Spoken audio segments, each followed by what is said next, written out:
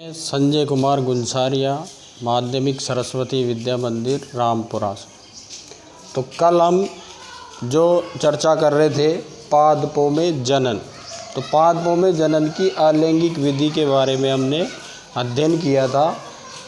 अलैंगिक जनन की भी कुछ विधियां हैं, जैसे मुकुलन, बीजाणु जनन, द्विखंडन, इनके बारे में हमने अध्ययन किया। आज हम पादपों में लैंगिक जनन, तो लैंगिक जनन के लिए पादपों में जो मुख्य संरचना पाई जाती है वो पुष्प। तो पुष्प में नर और मादा जननांग पाए जाते हैं। तो पहले लैंगिक जनन की जो परिभाषा आती है कि वो है कि जीवों नर और मादा युग्मकों का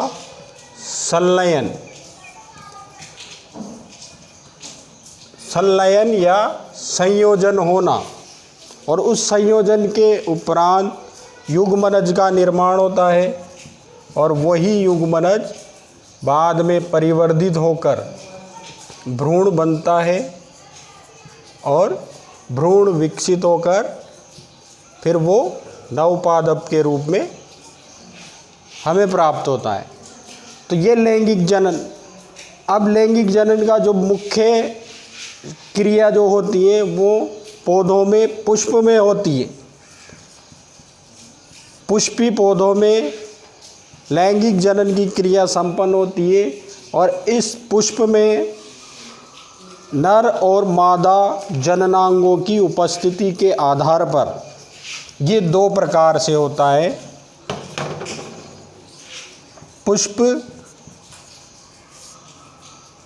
की जो उपस्थिति में जो नर और मादा जननांग के उपस्थिति, जैसे एक होता है इसमें पुष्पी पादप।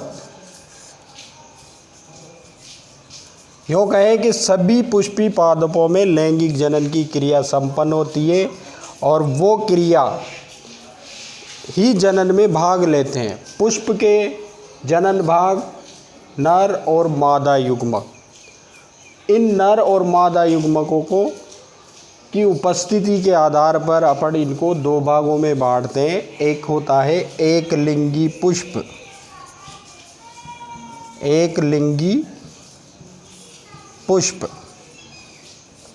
जिसमें पौधे का इस पुष्प में या तो नर भाग ही होगा या मादा भाग होगा। अब वो नर और मादा भाग कौन सा?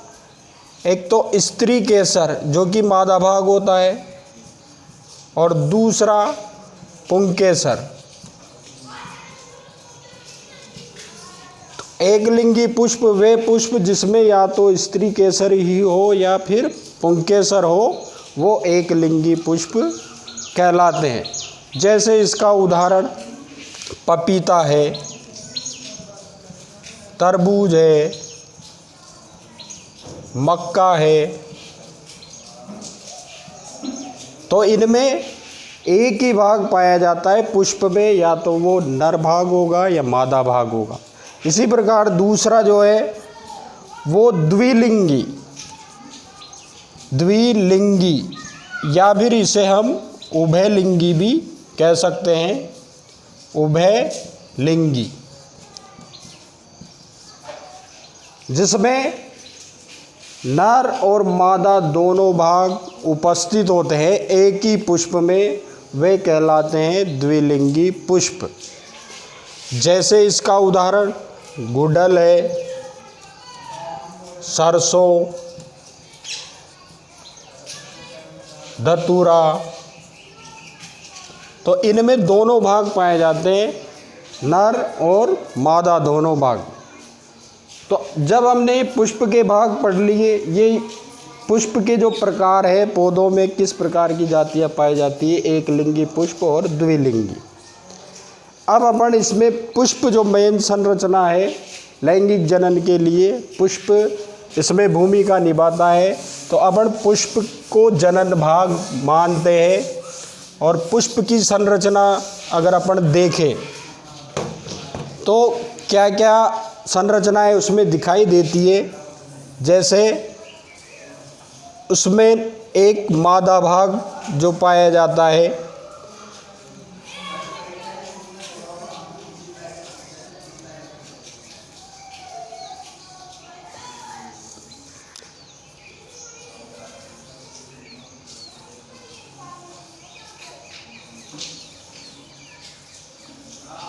ये पुष्प का अगर अपन एक डायग्राम देखें,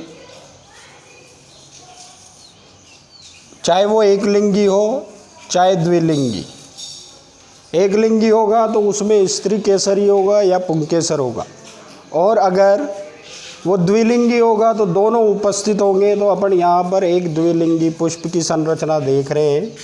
तो इस द्विलिंगी पुष्प में जो इसके नर और मादा दोनों भाग बताए गए।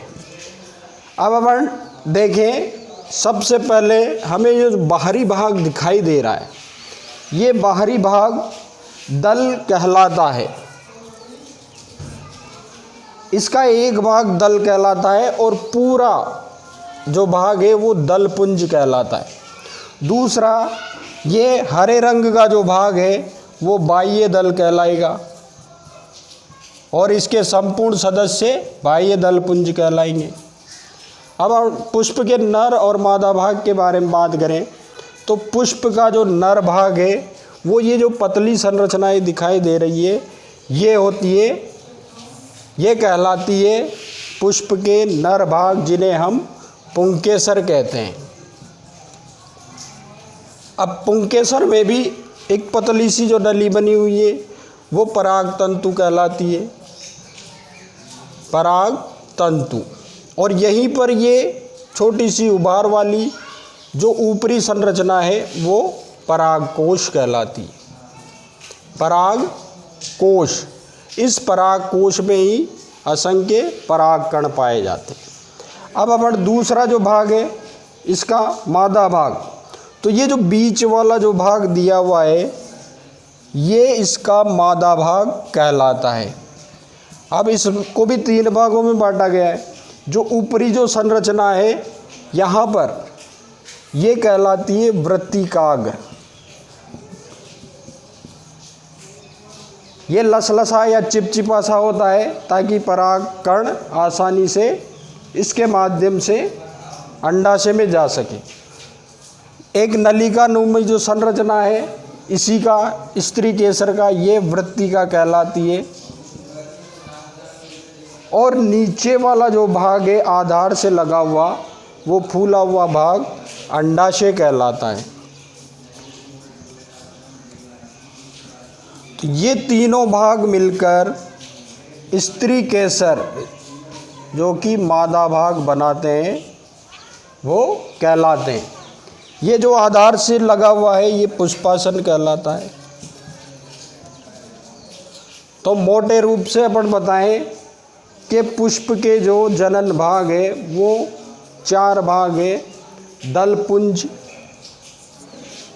बाह्य दलपुंज, यहाँ पर तीसरा भाग पुंकेसर और चौथा स्त्री केसर।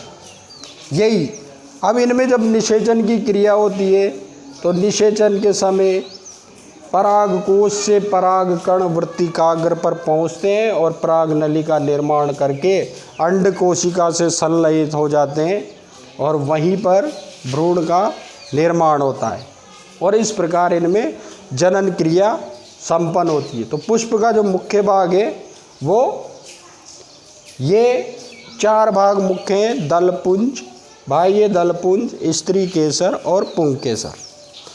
अब इनमें जो निषेचन की क्रिया है वो कैसे होती है, किस प्रकार से ये बीज में परिवर्तित होते हैं, वो क्रिया इनमें परागण के रूप में होती है, परागण कहलाती है।